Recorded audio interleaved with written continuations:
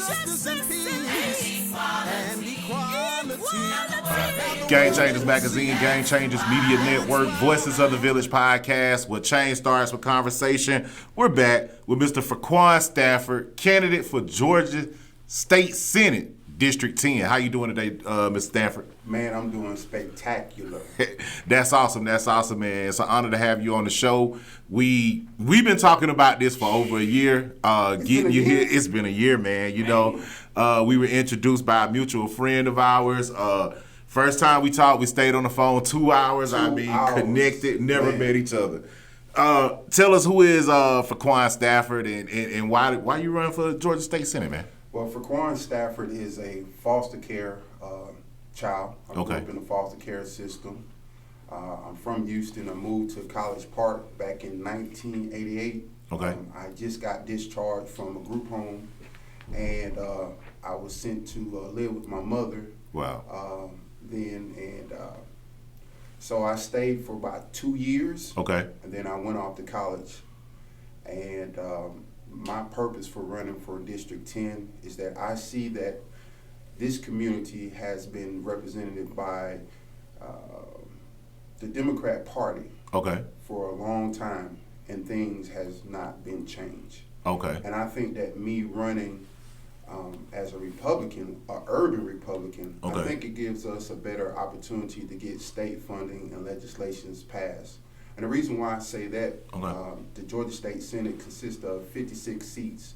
33 are Republicans, 22 because District 10 is an open seat. Right. Democrats.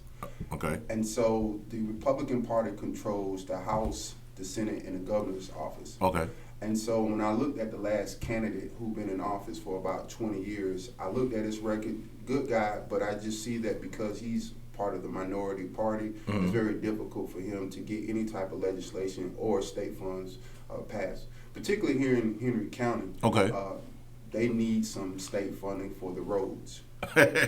Well, I definitely understand that. Now, I want to go back because you made a point. You called yourself the urban Republican? Urban Republican. All right, tell us what is an urban Republican, and, you know, because we hear the word Republican, Democrat, but what is an urban Republican? So an urban Republican is someone who grew up in the urban community, the black community, and I've always lived in the black community, the urban community, so I have a city mindset. It's just that my values are very conservative. Okay. Now, we talk. District 10, former state senator Manuel Jones. He was the candidate who served this district for the past 20 years. He stepped down and run for congressional district 13, I believe it was, against former Congressman David Scott. God bless. Now, you have a candidate. Both candidates are new on the Democratic side and the Republican side. What makes and it's a lot of momentum going on the Democratic side with Keisha Lance Bottoms from the top. She landslide, I believe she won 159 counties, if I'm not mistaken. Correct? What is the plan from a Republican standpoint for you to change the minds and influence voters that you are the best candidate for the job? Well, I want to tell the voters to look at the results of the candidate who was a former commissioner. Was a commissioner for 20 years. I mean, he may say that I've done this, I've done that, and it sounds good and it looks good on paper. But when you're actually in the community, you see the community worst off. I present a different option. Right? We only see our black elected officials only through the election period. Once they get the vote, we no longer see them. So they continue to play the same playbook over and over and over again. Whereas me, I'm telling you, number one is that I've been in the community serving through the Stafford Boxing Club mentoring program, me and my wife. We received a United States House Representative proclamation for our work in the community. DeKalb County has been presented with a proposal of 27 school closing. Which I think is crazy. I can honestly say that I have saved one school, and that's Bob Mathis Elementary School. And this was done recently. Meaning I reached out to the CEO. I reached out to the intern superintendent. Okay. Let them know how heavily involved I was with that particular school. Right. They invited me to be principal for a day. Okay. That experience changed my life, just to see the day-to-day operation of what a principal has to deal with. Okay. Right? Spoke with the teachers, met a lot of young kids. But one of the things that me and my wife saw that really touched my heart was the special need kids that were down in the basement. Okay. They had chairs like I've never seen these type of chairs before. That right. if they don't have these chairs, they don't survive. Okay. It helps them with feeding, learning, and I seen how the teachers were very permanent. And I think like the fact you're talking about closing 27 schools in this predominantly black community, I think it will be a disservice to so many people, including the parents, but more importantly, the kids and the teachers. Bless you. So with that being said, I've established relationships. Okay. At the Georgia State Capitol. Okay. On both sides of the chambers, in the House and the Senate. Gotcha. One of the things that I think that I do have an advantage of is that I actually wrote a legislation and had it voted out of the committee. Okay. It was close to getting voted on the House floor, but it didn't make that. However, just to write a piece of legislation and know how to lobby it throughout the state capitol, it gives me an advantage. And one of the things that the Republican Party said that if I get this seat, my legislations and some of my projects that I would like to get funded will be considered. And as long as I don't do nothing crazy, like speak against the leadership or vote against the budget or whatever. But I think that you need a voice at the table within the Republican Party. You need someone that's from the community. Okay. You need someone to be able to be in those closed doors meetings where the power actually is being taken place.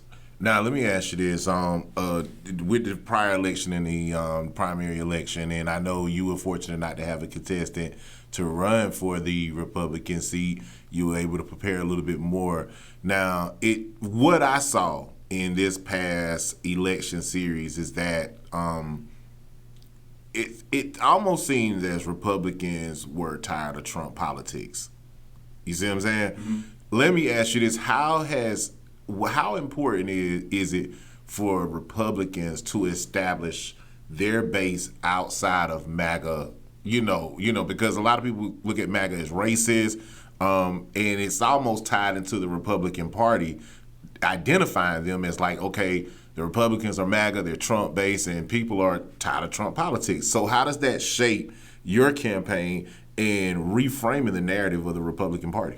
Well, I want to say this, that I was a Republican long before Donald Trump became president. Okay. I'm what you consider as a Fredrick Douglass Republican. Wow. I was inspired by Fredrick Douglass. Like I said, I grew up in the foster care system. My father was a heroin addict. He was murdered before I was even born. Wow. So growing up without a father, I always had to look at certain individuals to kind of grasp. But my most impactful way of learning things were from books. So I've done a lot of reading, and one of the individuals that truly inspired me was Fredrick Douglass. Okay. But to answer your question, faith, family, and freedom are the conservative values that the Republican Party here in Georgia is mostly focused on. Okay. I can honestly say that I'm the second person to receive the endorsement for the Georgia Republican Party. Okay. I think that that's a very admirable accomplishment, being that I only been in this space for about 2 years. Okay. Like I said, I ran in 2024. Okay. Now I'm running in 2026. And so to be able to accomplish that lets people within the Republican Party and should in the black community understand how impactful that I've been in this party, making big moves without having a name, title, or anything, but just my character and the way I carry myself and my commitment to impacting the community. Wow. Now, you have a saying, if anyone can, Stafford can. Yeah, if anyone can, Stafford can. If anyone can, Stafford. I've seen the signs. Yes, I've seen them. I've seen, you and your wife working in your campaign team, working in the community. What does that mean? If anyone can, Stafford can.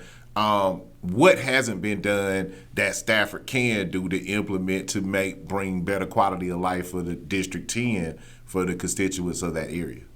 Well, if anyone can, Stafford can. Okay. Is my campaign slogan, and so what it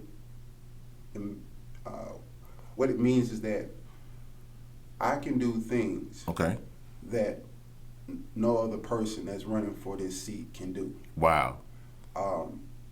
My opponent, his only experience at the Georgia State Capitol is being a witness in a congressional hearing. That's it. Okay. From the track record of the Democrat Party at the state capitol. Right. They're not able to get a lot of So with me being the only black person, I want to say this. Okay. Georgia has never had a black Republican state senator. Wow. Never. Okay. And what I want the community, particularly the black community here in Henry County and DeKalb County, is that at the state capitol, when they come to the table to negotiate about legislations, about the budget. Right. On one side, you got 33 white Republicans. Yes. On the other side, you got, 22 Democrats, half white and half black. Okay. So a lot of people say, man, what have the Republican Party done for the black community? Okay. And I say, what makes you think that, be honest, an all-white Republican Party will have any interest in the black community when there's no voice on that side for the black? On that side, right? It's just not gonna work. So we haven't received anything. Okay. So you alluded to Emmanuel Jones. Emmanuel Jones has been in the office for 20 years. Okay. 20. What I can say that I can get done that he can't is that I can get state funding to help with the roads that he can't. Okay. The reason why is that I already spoke with the chairman of that appropriation committee. Okay. He said that if you get that seat, we're going to definitely make sure that you can bring those resources back to District 10. Okay. As a result, that would help the residents of Henry County without allowing the Board of Commissioners to increase property taxes. Okay. As a result, we can lower that property tax and we can get some state funding, kind of balance that budget. Okay. I think it's very important in terms of trying to get this thing moving in the right direction. So when you say, if anyone can, Stafford can, I'm the one that can get it done. So one of the biggest problems I know in Henry County is traffic and infrastructure. Yes, sir. And we do see within Henry County some of the roads being worked on. Even in front of our studio, you see the roads being worked on. But traffic is still a major concern. I mean, it's jam-packed wall to wall. I mean, it's almost like I dread coming to Eagles Landing Parkway. And like I try to find a way around it. Every time I find myself having to come from Eagles Landing Parkway down through the Henry County area. What is your plan to improve infrastructure for everyday working citizens in this county and in connection with DeKalb County? Because DeKalb is a little bit easier. It's not that congested over there. It's only congested around the area of going up 85, around Spaghetti Junction. But what's your plan for infrastructure? Well, first of all, I would like to have an opportunity to meet with the Henry County Board of Commissioners. Okay. Understanding that what is their plan? What is the needs? Okay. I think that understanding what the needs is give me the information that I need to go back and talk to the state senators that are in those positions to be able to allocate funding in the budget to Henry County. Okay. And so I like I say, I believe that the relationships that I've established can definitely get the resources done for Henry County. Henry County has a very unique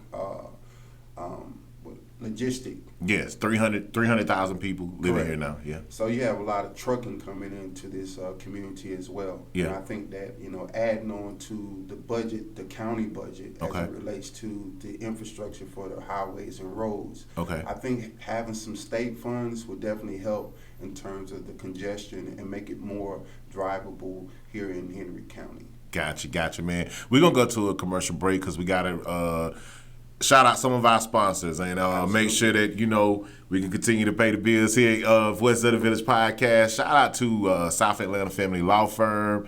Also, shout out to a New Well adult daycare center over off Rock Quarry Road. Ms. Rhonda Crockett doing phenomenal things with adults living with IDD. And also, shout out to Miller North and Brill Law Firm. MNB Justice, helping those who are facing criminal charges. You guys stay tuned. Game Changers Magazine, Game Changers Media Network, Voices of the Village podcast, where change starts with conversation. Ease up. And equality. Now the world they will see. That's why.